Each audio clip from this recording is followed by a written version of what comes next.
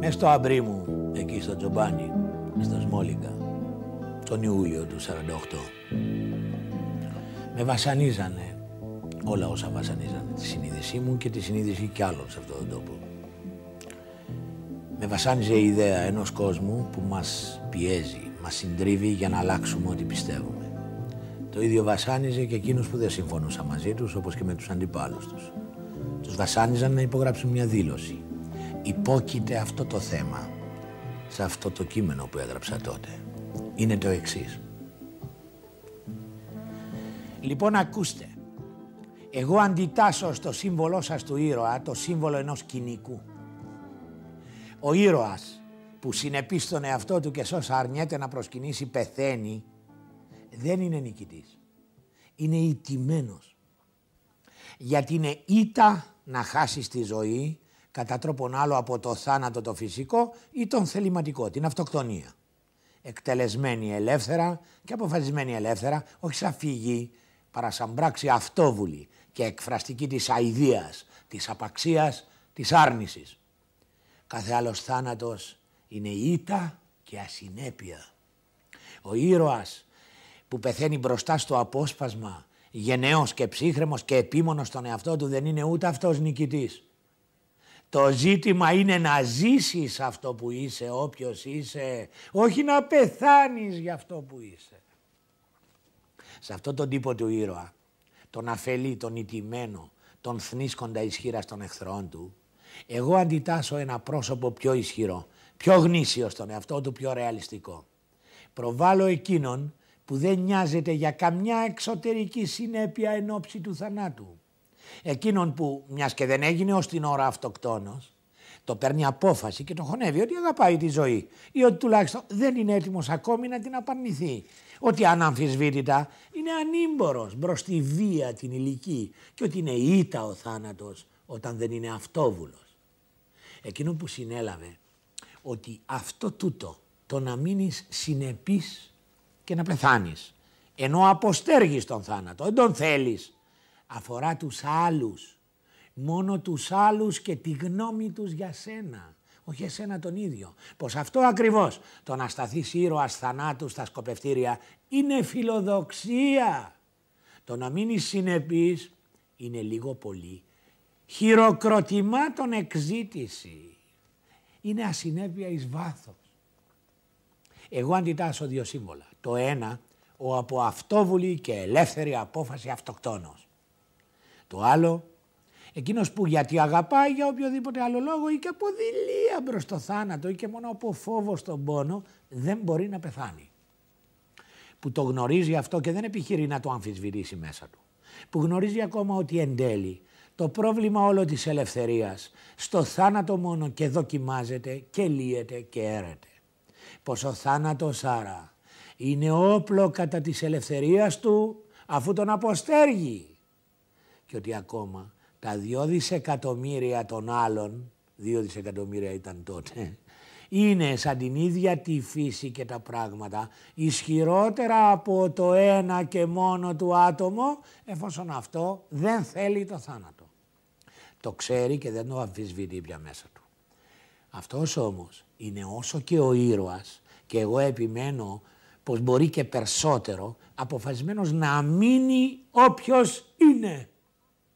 Αυτός γνωρίζει ότι εφόσον και μόνο δεν έχει κιόλας αυτοκτονήσει, σημαίνει πως είναι κιόλας καταρχήν ηττημένος. Δεν έχει τη ρομαντική και κοινωνική αφέλεια του ήρωα να νομίσει νίκη του την τάχα άφοβη αποδοχή του θανάτου μπρος στο απόσπασμα. Δεν είναι αυτός κοινωνικός. Δεν νοιάζεται διόλου να τον αναγνωρίσουν για ήρωα. Δεν νοιάζεται ούτε αν ο εαυτός του δεν τον αναγνωρίσει. Δεν νοιάζεται διόλου να είναι ήρωας. Δεν πιστεύει σε καμιάς λογής αθανασία, ενώ πιστεύει ο ήρωας ασύνειδα του και ο πιο τυπικά ηλιστής σε ένα είδος κάποιας επιβίωσης με τον αφιερωισμό του αυτόν μες στη συνείδηση των άλλων.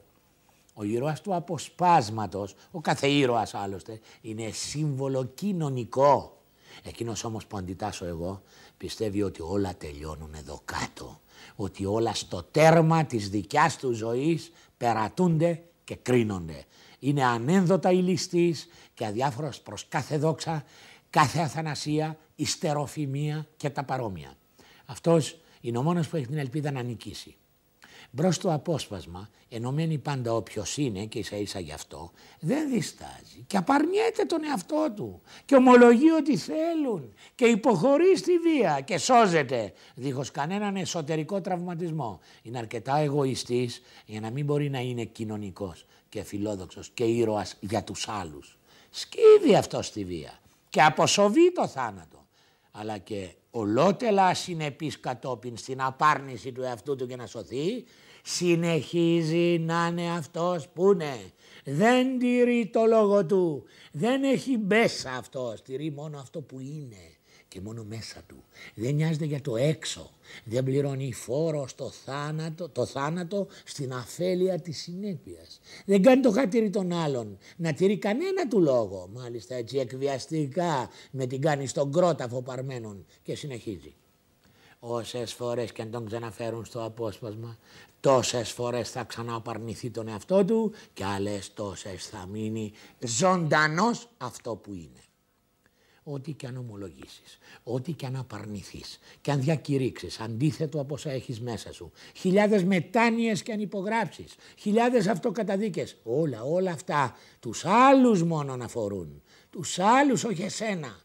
Τίποτα δεν είναι αναγκαίο να αλλάξει μέσα σου με οποιαδήποτε εκβιαστική σου ομολογία.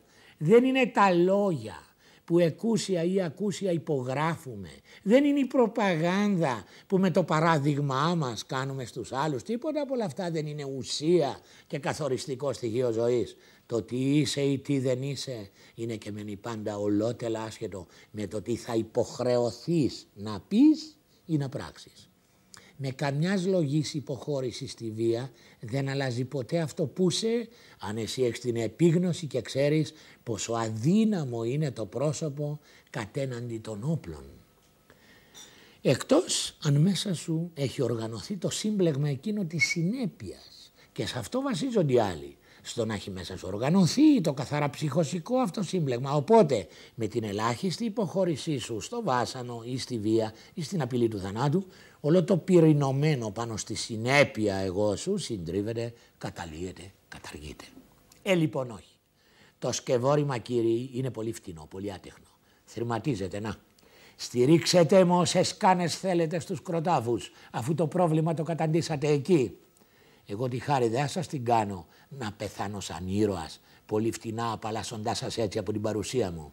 Εγώ αντίθετα θα σας ομολογήσω ό,τι ζητάτε, θα σας απαρνηθώ ό,τι θέλετε, θα σας υπογράψω όσες θέλετε καταδίκες του εαυτού μου και μετάνοιες, με το όνομά μου ανενδίαστα και ξαδιάντροπα, φαρδιά πλατιά και καθαρά γραμμένο κάτω από τις επέσχυντες. Ναι, τις επέσχυντες ασυνέπειές μου μπροστά στο θάνατο που μου απειλείτε.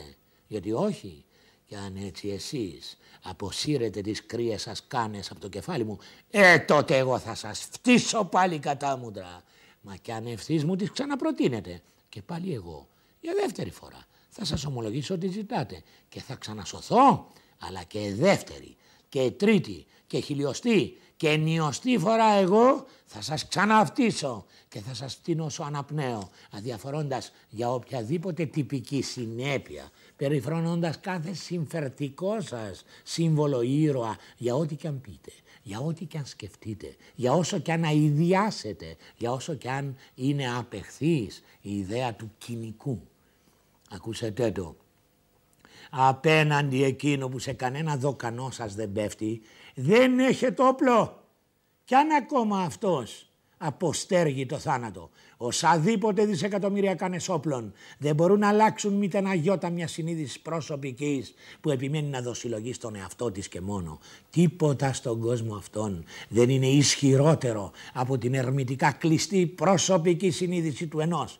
Αν το πρόβλημα είναι να μείνεις όποιος είσαι, τότε να μείνεις τέτοιος και να ζήσεις τέτοιος στο πείσμα όλων των δισεκατομμυρίων κανόν που στηρίζονται στον κρόταφό σου. Όχι να τους κάνεις τη χάρη της συνέπειας και να κυλιστείς αιμόφυρτος μπρος τα πόδια τους. Να μην γελάνε αυτοί Να γελάς εσύ για όλη τους την κοινωνική αφέλεια και την ηλιθιότητα που δεν σε εξέσκισαν σε μύρια κομματάκια αφού του υπήρξες, δίχως τίποτα να σε ρωτήσουν, τίποτε να σου απαιτήσουν, τίποτα να ελπίσουν από σέ. Η ιδέα του ήρωα και της συνέπειας είναι η ιδέα της κοινωνίας και παγίδα για το εγώ.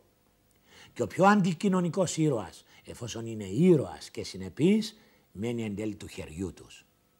Και δεν αλλάζει τίποτα το να είναι ενάντια της κρατούσας κοινωνίας. Είναι του χεριού της επερχόμενης κοινωνίας και πάλι υποχείριος. Το ίδιο κάνει, το ίδιο απολύτως.